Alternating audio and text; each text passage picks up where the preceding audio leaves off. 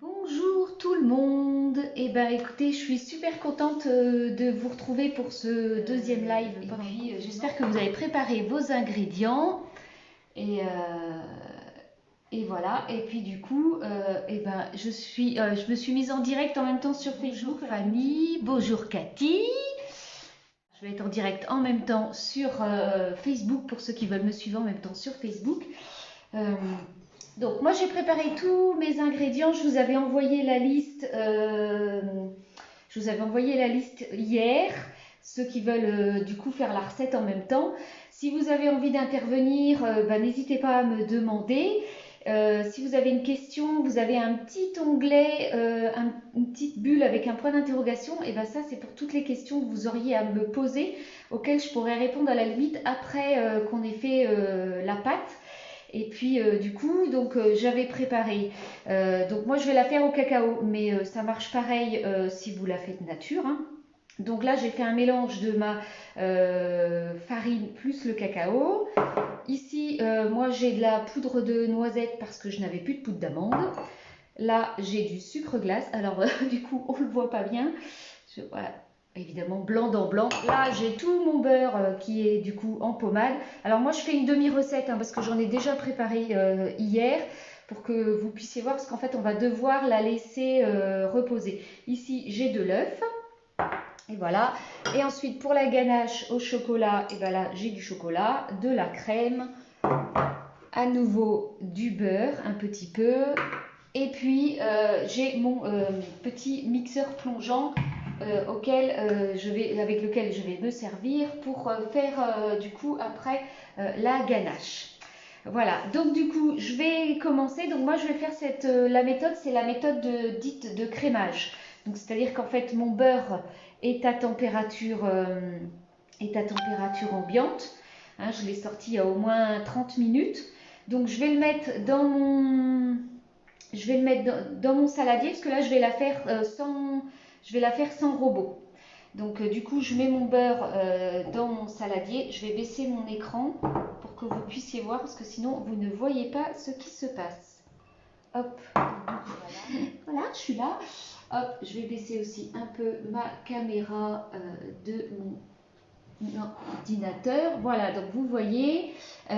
Donc là du coup je mets mon beurre, je vais mettre du coup mon sucre glace, et puis je vais crémer tout ça avec ma spatule. C'est pour ça qu'il faut que ce soit bien à température ambiante, pour que ce soit plus facile, sinon on galère, hein.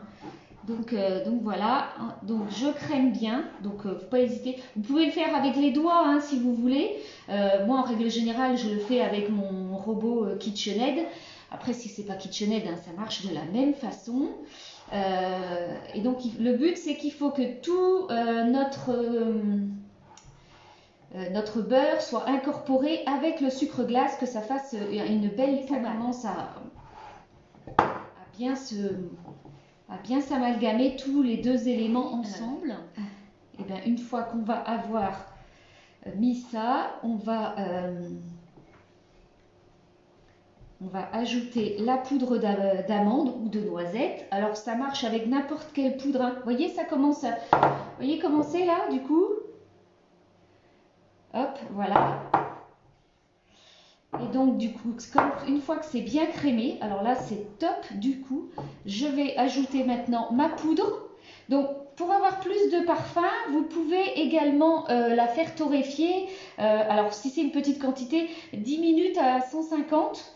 Et du coup ça fait ressortir les arômes. Donc faut pas hésiter, c'est encore meilleur. Donc là du coup, je continue avec ma spatule.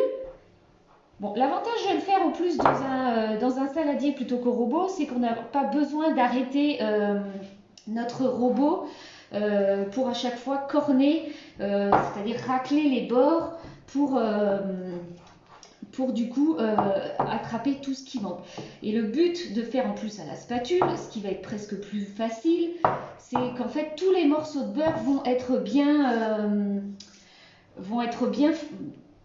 crémeux, et du coup ça va pas faire de morceaux et ça va être beaucoup mieux pour notre pâte. Donc maintenant j'ai tout amalgamé ensemble, donc on voit bien, voilà.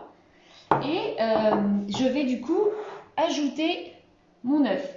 Donc je vous ai mis tous les ingrédients dans la recette. Quand je mettrai la vidéo sur IGTV et que je remettrai sur Facebook, je vous aurai tout remis. Sinon, vous pouvez déjà retrouver tous ces ingrédients sur mon site kikipâtisse.fr. Donc là, je mets l'œuf. Donc je l'avais bien mélangé avant. C'est beaucoup plus facile que de mettre un œuf qui n'est pas mélangé. Et donc du coup, on continue, on malaxe avec notre spatule. Alors moi, c'est une spatule, celle-ci, c'est une Mastrad. Elle est hyper pratique parce qu'en fait, elle est à la fois souple et rigide. Et franchement, c'est super top. Ça permet vraiment de bien mélanger. Bien mélanger. Bonjour Audrey. Ça permet vraiment de super bien mélanger les deux appareils ou les trois. Enfin, vraiment, c'est super top. C'est hyper facile à travailler avec ce genre de spatule. Donc, une fois que j'ai bien mélangé tout ça, bah, après, ça va être la partie la plus délicate. C'est d'incorporer la farine. Et là, c'est là qu'il va falloir travailler le moins possible parce que plus vous allez travailler votre pâte sucrée et plus vous avez de risque qu'elle tombe à la cuisson. Alors moi, j'ai une astuce pour que ça ne tombe jamais à la cuisson. Et franchement, bah, si vous avez trop travaillé votre pâte, avec cette astuce, vous avez, que vous l'ayez trop travaillé ou pas, et ben avec cette astuce, vous avez beaucoup moins de risques qu'elle retombe. Alors attendez, je vais remettre un petit peu plus haut parce que du coup sinon on ne me voit vraiment pas et c'est pas drôle. Donc voilà, et donc du coup j'ai bien mélangé, ça commence à faire un truc plutôt sympathique. Hop, voilà, et donc du coup, alors, après vous pouvez utiliser ce genre de spatule, hein. Moi, c'est le genre de spatule que j'ai acheté quand je préparais mon CAP pâtissier. Et c'est hyper pratique. C'est spatule Exoglace. Là. Alors, moi, c'est la marque de Buyer, là, celle-là. Après, vous en avez plusieurs. Parce qu'en fait, quand vous passez votre CAP, vous n'avez pas le droit aux spatules en bois. C'est interdit dans les cuisines, tout ce qui est spatule en bois. Donc, maintenant, je suis arrivée à l'étape de la farine. Hop, donc là, j'ai mis ma farine. Et donc, du coup, je vais mélanger pour qu'on puisse avoir maintenant écraser ma pâte pour que je la travaille le moins possible, mais que tout soit amalgamé ensemble. Et puis après, elle va partir au réfrigérateur. Donc, l'idéal, c'est 1 à 2 heures. Et ensuite, mais sinon, si vous n'avez pas le temps, vous pouvez la passer au congélateur à peu près 30 minutes. Donc, c'est souvent ce qui est fait pendant les cours de pâtisserie que vous pouvez prendre. Et donc, en fait, c'est le côté hyper pratique parce qu'en fait, ça vous permet de gagner du temps.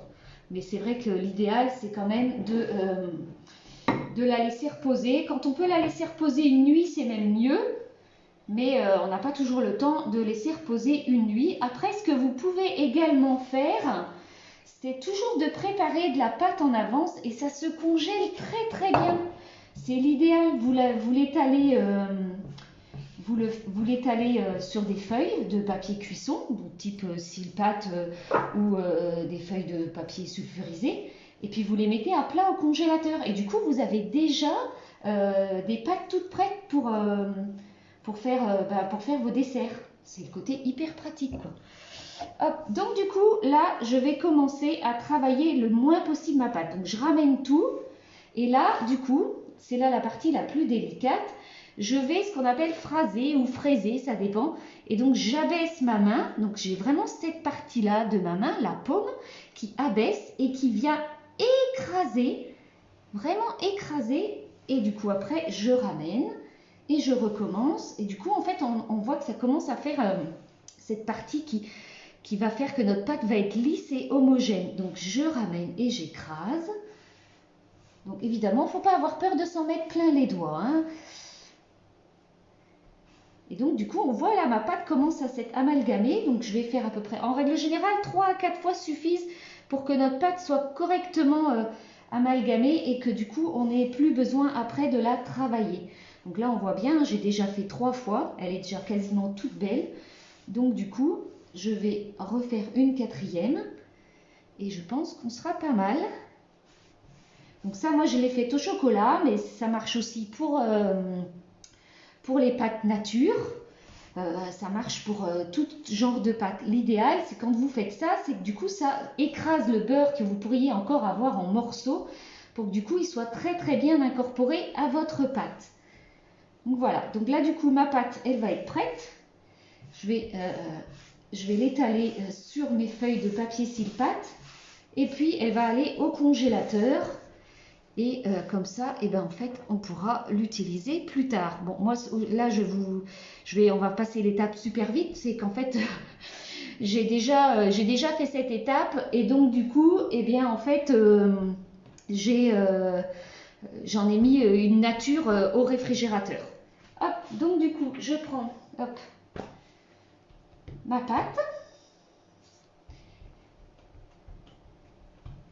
Hop. Je prends mes feuilles de cile-pâte. Donc vous avez plein de marques différentes de cile-pâte. Je prends mon rouleau à pâtisserie et puis j'étale. Alors je ne vais pas forcément chercher aujourd'hui à l'étaler sur 2 ou 3 mm. Alors plus votre tarte elle est petite et plus l'épaisseur de votre tarte sera moins épaisse. C'est-à-dire que pour une tarte d'environ 16 à 18 cm, 3 mm d'épaisseur pour votre tarte, c'est très bien. Si votre tarte, par contre, vos tartelettes, ce sont des tartelettes de 7-8 cm, donc ce sont les tartelettes type boutique, et bien là, vous allez plutôt être à 1 mm et demi, 2 mm. Parce que, en fait, ce qu'on recherche, c'est quand même d'avoir de la matière dans notre tartelette et pas que du biscuit.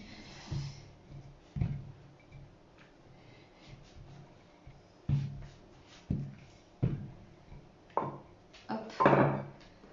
Donc là, on est pas mal. Je ne sais pas si vous voyez. Je passe ma main pour être sûre que je suis à peu près homogène et que ce soit bien équilibré partout. Et du coup, là, ça va passer au réfrigérateur. Voilà, je vais préchauffer maintenant. Donc, pour chauffer des tartes comme ça, l'idéal, c'est de les cuire à peu près à 160-165 degrés. Je vais sortir ma pâte et je vais vous montrer comment on fonce un cercle. Donc là, c'est un cercle de 16 cm. Ça va être la même taille que vous allez utiliser pour le cours de pâtisserie de demain. C'est très drôle, Sarah. Si tu as des écouteurs, ça passe. Sinon, tu fais de la pub pour tout le monde. Donc demain, dans le cours de la tarte au citron, c'est ce type de cercle que vous allez pouvoir utiliser si vous avez cette taille-là, mais pas plus grand parce que après, ça va être par rapport à la quantité de crème citron et des ingrédients que j'ai envoyés à ceux qui se sont inscrits, vous n'en aurez pas assez. Donc voilà, donc je vais prendre mon fond de tarte qui était au réfrigérateur et j'arrive. Donc la magie d'internet, oh c'est dingue. Donc c'est un fond de tarte, celui-là par contre il est nature. Donc du coup je vais le foncer dans ce cercle. Et donc du coup, donc voilà, donc le but ça va être je vais donc poser mon cercle sur ma pâte qui vous voyez est étalée à peu près à 2 mm. Donc je vais aller poser mon cercle pour pouvoir du coup faire comme un emporte-pièce. Alors du coup je vais me mettre plus par là comme ça vous verrez mieux. Hop, voilà, et donc du coup... Après, il y a deux méthodes. Ça, on va dire, c'est presque la méthode là plus compliquée. C'est-à-dire, coucou Valentine. Alors Valentine, pour ceux qui ne savent pas, Valentine, c'était ma binôme quand on a fait le cours de chocolat au Ritz juste avant le confinement. On a eu de la chance de faire le dernier cours juste avant le confinement. Voilà, et vous pourriez aller visiter son compte Instagram. Elle fait franchement des gâteaux de ouf. Elle est amatrice, mais c'est une amatrice très très douée. Franchement, très très douée. Alors, donc du coup, il me reste, du coup, j'ai ma pâte, il va me rester un morceau. Donc là, du coup, je vais faire une bande pour pouvoir aller cercler dans mon cercle. Elle est pas mal celle-là, on se répète. Donc voilà, alors moi, j'ai l'œil parce qu'en fait, alors pour ceux qui ne savent pas, Pour ceux qui ne savent pas, et parce que bah, du coup je vais vous le raconter en même temps, comme ça vous le verrez sur IGTV, sur Instagram, enfin sur Facebook. Avant d'être pâtissière, avant d'être assistante vétérinaire, parce que j'ai été assistante vétérinaire pendant 15 ans, j'ai mon premier diplôme, c'est couturière. Donc je sais ce que ça fait 2-3 mm quoi. Donc du coup, j'ai l'œil pour savoir comment couper des bandes qui sont la taille de la hauteur de mon cercle. Donc voilà, donc du coup, je vais couper. Alors, ce que je fais, moi, j'y vais vraiment délicatement parce que normalement, on ne coupe pas sur un cil-patte. Hein. Mais moi, je sais ce que je suis en train de faire. Donc du coup, je ne prends pas de risque. Parce qu'après, couper un cil-patte, quand on sait le prix que ça vaut, c'est quand même un peu dommage. Donc après, le but, c'est, en fait, elle est très froide, là, ma pâte. C'est du coup, je l'enroule comme ça. Vous voyez, hop, j'arrive, là, vous êtes en train de voir. Tic, tic, tic, tic, tic, tic, tic. Voilà. Hop. Et je vais aller la déposer dans mon cercle. Donc, normalement, on peut faire l'inverse. Hein, c'est-à-dire qu'en fait, on va d'abord cercler, puis on va poser ensuite... on va d'abord cercler le tour de notre pâte, de notre fond de notre cercle. Donc là, évidemment, j'ai pas assez de longueur, donc je vais prendre l'autre morceau. Hop, parce que je ne retravaille pas ma pâte. On essaye de, pareil, hein, quand on essaye de travailler le moins possible. Donc après, c'est de prévoir toujours un petit morceau en rab parce que on va étirer légèrement notre pâte parce que souvent, elle se rétracte à la cuisson. Mais bon, je vous ai dit, je vais vous donner une astuce. Et du coup, vous allez voir qu'elle ne se rétractera pas. Donc du coup, en fait, je tire bien, vous voyez, je tire bien pour que du coup, déjà, elle adhère bien à mon cercle. Pour que du coup, parce qu'en fait, alors moi, je le graisse pas parce qu'il y a déjà du beurre suffisamment. Et que si vous avez de bons cercles, il n'y a pas besoin. Donc voilà, donc là, du coup, j'ai cerclé ma pâte.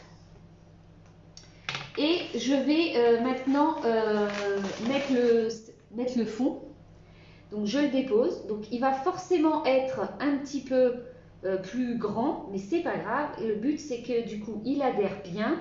Et avec votre dos, le dos là, comme ça de votre ongle. Alors le but c'est de pas avoir trop d'ongles. Vous allez faire, alors je vais essayer de vous montrer.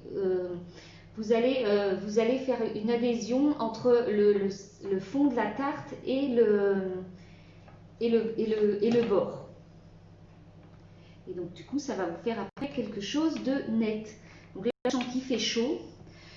Mon homme a fait un feu juste avant et du coup, j'ai super chaud. Et donc du coup, je sens que la pâte se refroidit très très vite. Donc je vais aller la remettre après un peu au congèle, le temps qu'elle refroidisse à nouveau, parce qu'en fait j'ai peur que si là je la décolle de mon fond, elle apprécie pas. Ah si, ça va aller. Hop, hop, voilà. J'espère que tout le monde suit. Hop. Et donc du coup après on utilise un couteau pour parer les bords. Donc le couteau il est toujours perpendiculaire au bord de notre cercle. Et du coup, après, on tourne. Alors, je vais enlever ça. Hop. Et du coup, après, on tourne. Alors, évidemment, on garde les bouts. Hein, ça peut toujours servir. Hein. On ne gaspille pas.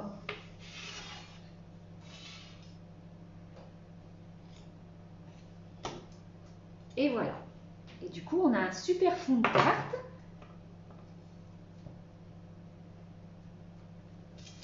Qui, pour ma part, va repasser un petit peu au congélateur. Mais en attendant, vous allez voir, je vais vous montrer ça. L'astuce, c'est de mettre du beurre, n'importe quoi, de badigeonner de blanc d'œuf. Alors, déjà, ça évite de piquer la tarte. Et comme ça, elle ne gonfle pas. Et ça permet, du coup, de bien faire adhérer, de faire comme une colle, en fait. Donc, une colle naturelle.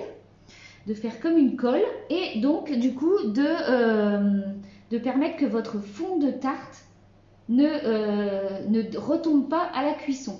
Donc du coup on va la remettre après au congélateur, ça va bien coller et là voilà après c'est nickel, voilà hop, Et alors moi, depuis que j'utilise cette astuce, et ben franchement, je n'ai jamais eu plus de fond de tarte qui retombe à la cuisson, parce que je vous dis pas le nombre de fois que j'en ai raté. Donc là, du coup, je vais remettre ça au congélateur un petit peu, le temps que mon four termine de se préchauffer. Donc il y en a pour 5 minutes, puis au congélateur, ça va super vite.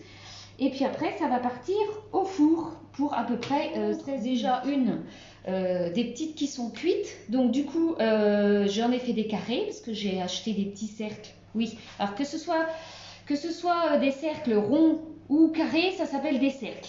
C'est comme ça en pâtisserie. Donc j'en ai fait des petits, donc vous voyez en fait ils sont super jolis, ils brillent parce qu'en fait une fois qu'ils ont cuit, alors pour des petits ils ont cuit 13 minutes, je les décercle et je rebadigeonne d'œufs et je remets un petit peu au four 2-3 minutes pour être sûr qu'ils soient bien cuits. Comme ça on a une belle couleur.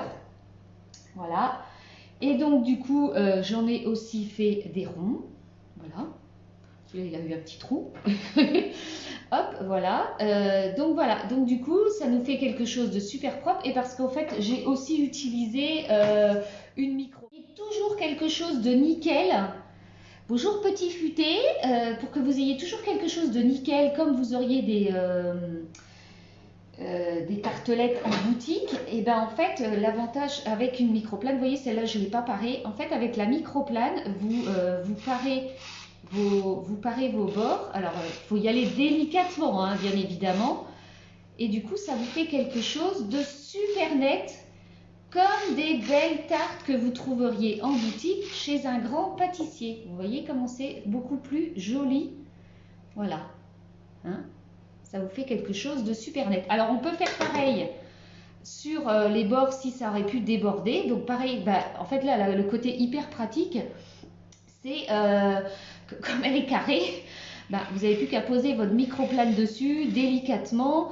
Et donc du coup vous parez. Alors faites bien attention hein, quand vous parez les bords, quand vous ébarbez, parce que bah, si c'est pas assez cuit, ça peut casser. Si c'est une petite tartelette ronde, et ben là c'est pareil. On va essayer, on va aller délicatement. Donc faites toujours en sorte d'avoir le creux de la tarte, vous voyez, comme ça là, face à vous, pour que du coup vous voyez plus facilement et que votre microplane soit bien à la bonne, vous voyez qu'elle pose bien sur votre fond de tarte. Donc voilà, donc du coup on y va délicatement. Alors normalement avec une microplane, eh bien en fait c'est toujours dans le même sens que vous allez zester un citron, que vous allez parer ou nettoyer les bords de votre tarte, parce qu'en fait sinon vous abîmez votre microplane.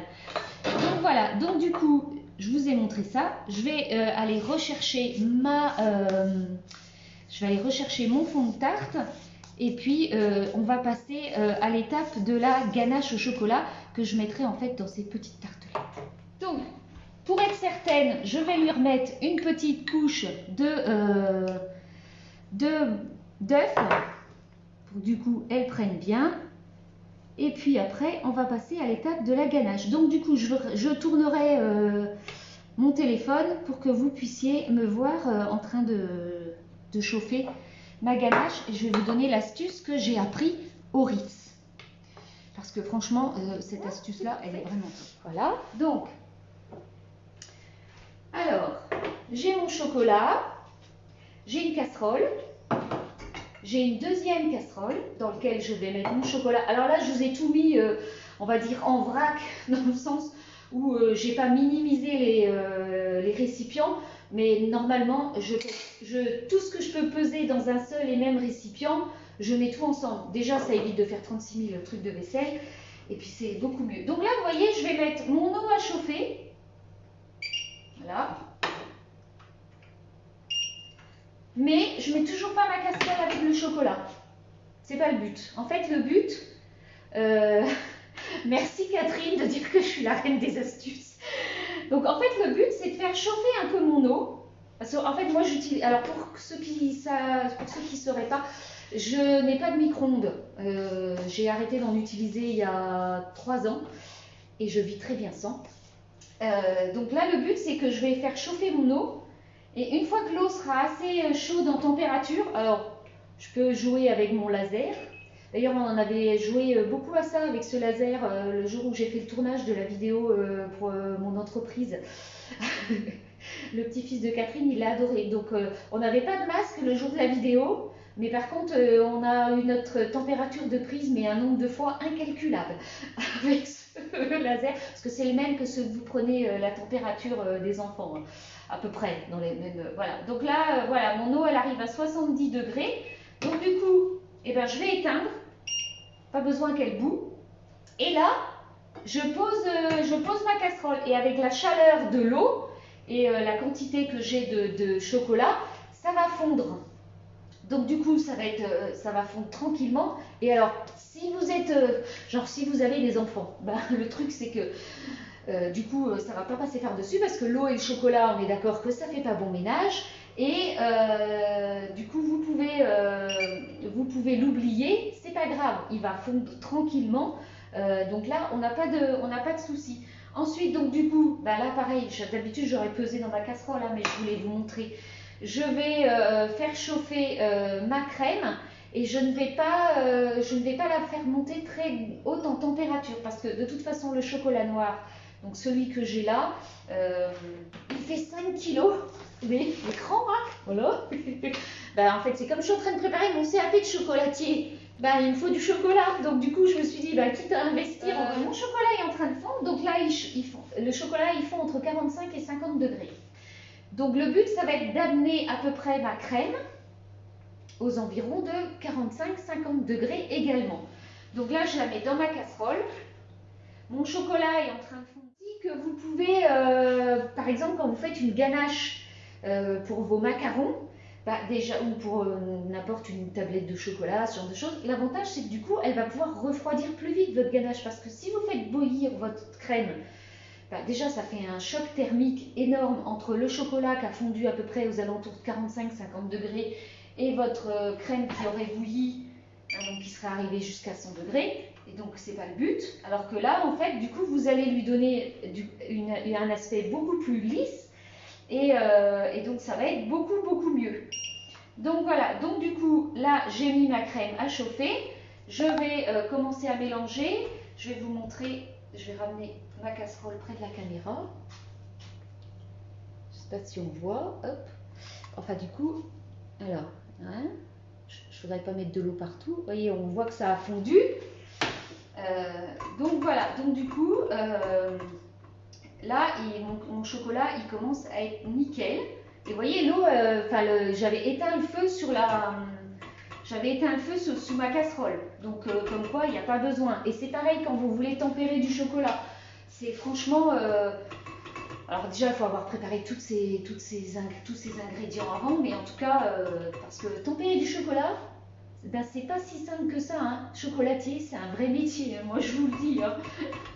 J'ai pas fini de m'entraîner, hein. Mais quand j'aurai trouvé toutes les astuces, là je vous ferai un cours de chocolat, ça va être au top. Donc là du coup, ma crème, hop, et ben là elle est déjà chaude.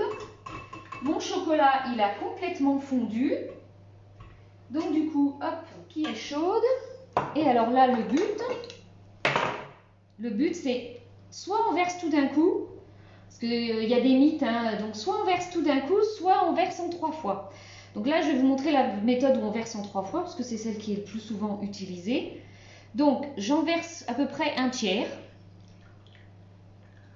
Voilà. Et je vais commencer à mélanger. Donc, je mélange au milieu, toujours au milieu. Et donc, tant que j'ai de la crème, je mélange. Alors, le pourcentage, alors j'avais mis ça dans la recette, le pourcentage du cacao. Alors, le chocolat, là, moi, c'est du 70%, mais j'ai mis un temps pour temps de crème et de chocolat. Alors après, parce que, en fait, vous n'avez pas, selon la ganache que vous allez faire, le pourcentage de crème par rapport au chocolat ne va pas être forcément le même pour avoir une ganache qui sera plus ou moins onctueuse. Donc là, je mélange et tant que j'ai de la crème, je peux mélanger. Une fois que le chocolat a absorbé toute ma crème, j'arrête de mélanger. Donc là, mon chocolat a absorbé toute la crème. j'arrête de mélanger et j'en rajoute. Parce que sinon, ça vous donne une texture vraiment pas jolie à votre ganache. Et donc du coup, ça vous fait un truc pas beau et pas brillant. Et là, c'est pas ce qu'on cherche à avoir une ganache super brillante. Donc là, pareil, je continue de mélanger au milieu. Et au fur et à mesure, j'attrape petit à petit toute ma crème dans mon mélange. Et c'est pareil, sur cette deuxième phase, quand j'ai plus de crème, j'arrête de mélanger. Et là, alors je ne sais pas si on arrivera à voir correctement. Bonjour Fabien. Eh bien Fabien, écoute, nous sommes en train de faire une tarte au chocolat.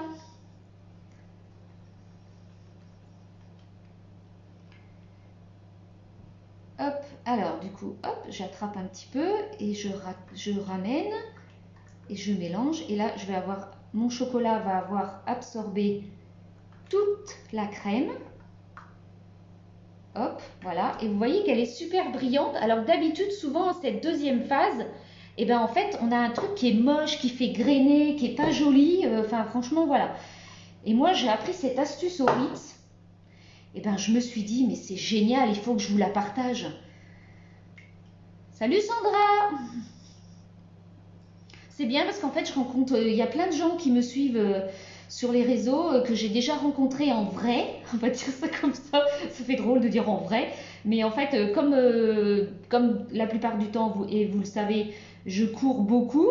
Enfin, bon, j'ai pas fait de grosses distances depuis 1 an quand même, hein, parce que j'ai toujours pas atteint les plus de... Qu'est-ce que j'ai fait là? Si, récemment, avec ma voisine, j'ai dû faire 15 km. C'est la plus grosse distance que j'ai fait depuis 1 an. J'avais pas fait de telle distance depuis plus d'1 an, mais je retrouvais pas, même si je cours, je retrouvais pas le plaisir de courir parce que j'avais toujours encore cette petite douleur dans mon tibia parce qu'en fait j'ai fait une fracture de fatigue. Moi je suis là pour déguster, mais écoute Sandra, mais je demande que ça, que d'un jour de venir faire un dessert chez toi, mais pour l'instant on n'a toujours pas trouvé le temps. Et puis tu vois, la dernière fois que je suis venue à Paris, eh ben, on était confinés, donc je suis restée tout le week-end chez mon fils. Donc voilà, donc là, en fait, on pourrait s'arrêter là. On n'est pas obligé de mettre du beurre. Aujourd'hui, j'ai mis du beurre pour faire de la gourmandise. Mais je ne sais pas si vous voyez. Vous voyez comme elle est super brillante, ma ganache? C'est juste une tuerie, quoi. Alors, je vais essayer de vous montrer d'un peu plus près. Je vais baisser un petit peu mon écran. Voilà. Est-ce que vous voyez bien cette brillance magnifique de ma ganache? Alors, forcément. Donc maintenant, je vais mettre mon beurre. Et je vais mixer. Donc normalement l'idéal c'est d'avoir, alors j'ai un mixeur plongeant, hein, mais normalement c'est de mettre dans le truc du mixeur plongeant, mais j'ai un glaçage dedans. Donc là du coup je vais mixer. Alors je suis désolée, ça va faire un petit peu de bruit. Bonjour Fabrice, ravie de vous avoir sur mon live Instagram. Voilà, donc j'ai bien incorporé mon beurre. Oh là là, il y a plein de chocolat dans le robot. Là, j'ai personne pour lécher. Alors, j'avoue qu'à force de faire de la pâtisserie, moi, je lèche de moins en moins. C'est un truc, je pense que beaucoup de pâtissiers professionnels diraient la même chose. Plus on fait de la pâtisserie et moins on lèche. C'est peut-être pour ça qu'on arrive à garder la ligne. Parce que sinon, je crois qu'on n'arrive plus à la garder, la ligne.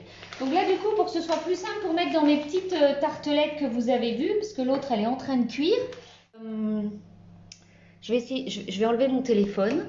Du coup, vous voyez, alors vous voyez, elle retombe pas du tout. Bon, la vitre de mon four est pas super propre, mais vous pouvez voir que du coup, elle ne tombe pas du tout. Et ça, ben, c'est l'astuce de, on va dire, de la colle avec l'œuf. Alors, c'est plus simple si on a... là, je vais mettre ça dans mon petit... dans un gros bol pour transvaser ma ganache. Parce que ça va être plus simple pour, du coup, mettre dans mes petites tartelettes. Vous avez vu comment elle est super brillante? Oh, c'est magnifique, hein? Franchement, mais je sens qu'on va se régaler. Alors c'est pareil, moi je ne fais pas des grosses quantités quand je fais de la pâtisserie, parce qu'en fait souvent à la maison, ben, on n'est que 2 à manger des desserts, et j'avoue que j'ai un mari qui commence à saturer des desserts parfois. Donc il m'arrive de faire des pauses parce que sinon c'est un peu compliqué. Donc voilà, donc du coup, super grande poche. Et c'est vrai qu'en grande surface, on ne trouve pas des si grandes poches. Donc après, je vous donne une astuce si vous voulez pas. Alors, soit vous faites un nœud, mais si vous voulez pas vous mettre de l'appareil, donc ça c'est un appareil, partout sur les doigts, vous pouvez faire, vous voyez, vous tenez entre votre pouce et votre index et après vous faites, avec la grosse partie qui vous reste, vous faites le tour de votre index pour que du coup ça fasse comme un nœud. Et comme ça, en fait, vous en mettez pas partout. L'autre jour, j'ai fait un Paris-Brest en atelier. D'ailleurs, Reine des Villes s'en souvient. Je pense qu'elle a tout mangé presque en une journée. Et j'avais dit à Reine des Villes, je lui avais dit, je crois que je le mettrai dans le fond de ma tarte au chocolat. Donc du coup, j'en mets dans le fond de ma tarte au chocolat. Ça va apporter un peu de croustillant. Et ça va être trop bon. En fait, c'est ni plus ni moins c'est ni plus ni moins de la crêpe dentelle, donc genre cabotte, et du chocolat et des noisettes concassées. Donc c'est le truc tout bête à faire. Et voilà. Donc là du coup je vais couper. Alors le but ça va être de couper. Je me mets comme ça, ça va éviter d'en mettre partout. Puis j'appuie pas. Vous voyez, ma main elle est ouverte pour que du coup je puisse couper sans problème et que j'en mette pas partout. Et donc là, je vais verser. Oh là là, elle est magnifique cette ganache. Oh, je sens que je vais me régaler. Qui c'est qui va venir goûter à la maison? Même si on est confiné. Et donc après, je secoue pour égaliser, pour faire un truc super net. Ah, vous entendez le chrono? Eh bien, c'est que ma tarte va être cuite. Hop. Voilà. On va laisser... Oh, je sens qu'on va se régaler. Hop, voilà. Vous voyez, en plus, l'avantage avec une poche à douille, c'est que du coup, en fait, désolée, ça pète. C'est qu'en fait, on n'en met pas partout. Enfin, c'est hyper facile à pocher dans les tartelettes. Hop. Et en secouant comme ça, déjà, on égalise et on enlève toutes les petites bulles d'air qu'il pourrait y avoir. Donc voilà, hop, du coup je mets ça comme ça si ça tombe dans la casserole. Et sur la photo, on avait des graines de sarrasin, donc je vais aller chercher les graines de sarrasin. Et voilà, donc les graines de sarrasin, donc moi c'est celle-ci. Alors du coup vous allez peut-être voir à l'envers. Du coup c'est du sarrasin grillé, donc des graines de cacha. Et donc là du coup, alors là elles sont pas torréfiées, mais on peut en mettre des torréfiées, mais là ça va donner un petit côté croustillant. Puis un petit côté super joli. Voilà. Et puis parce que on est en Bretagne, même si là, Guérande, c'est pas trop en Bretagne, le truc qui fait son petit effet et qui rehausse le goût du chocolat, c'est de mettre un peu de fleur de sel. Et alors là, mais je vous dis pas, ça va être une petite tuerie, ces tartelettes. Voilà. Et voilà, on a une jolie tartelette. Voilà, vous avez vu ça? Pas mal, hein? Uber Eats, Christine, écoute, pourquoi pas, hein? Mais et je vais vous sortir, voilà, une belle tarte, bien dorée. Et donc dans cette tarte, il y aura aussi une ganache au chocolat. Parce qu'en fait, celle-ci, elle va servir pour avoir une note au CAP, parce qu'en fait, dans mon CAP de chocolatier, il faut refaire pas mal de recettes avec du chocolat. Donc, il y aura cette tarte au chocolat. J'espère que cet atelier vous a plu. Puis, du coup, si vous refaites la recette, n'hésitez pas à me taguer, à faire, voilà. J'espère que du coup, ça vous merci plaît. À tous ceux qui ont participé au live. Je vais enregistrer la vidéo pour pouvoir la mettre en IGTV pour ceux que ça intéresse. Merci. Donc, voilà. Donc en tout cas, merci. À le temps au frigo, 1 à 2 heures, hein, Sarah. 1 à 2 heures au frigo. Voilà, pour que du coup elle soit fondante et un peu croquante en même temps. Voilà. Ça paraît être pas mal, hein. Je pense qu'on va se régaler ce soir au dessert. Puis demain midi, ça va être de tarte au citron. Si vous avez le temps, parce qu'en plus là je l'ai fait super court, vous pouvez aller écouter le dernier épisode de podcast. Ça s'appelle Madeleine, raconte-nous tes histoires. Et oui, parce qu'en fait, cette semaine, je vous ai fait un épisode de podcast. Je vous ai fait un épisode de podcast qui du coup, en fait, est... Ah, je me suis mis un filtre, c'est pas mal. Ça- Je vous ai fait un épisode de podcast qui est encore court puisqu'il ne fait que 24 minutes avec mes blablas d'avant et après. Et donc du coup, il vous raconte un peu l'histoire de la Madeleine et plein d'astuces que j'ai pu trouver sur internet et dont j'ai fait un test hier soir. Je vous poste ça d'ailleurs ce soir. Vous verrez le post sur mes Madeleines, vous verrez il y aura une petite vidéo. Et du coup, la recette est déjà sur mon site. Donc voilà, donc j'espère que ça va vous plaire. Ce sont des jolies petites madeleines. Voilà, mais celles-ci, je les ai enrobées de chocolat.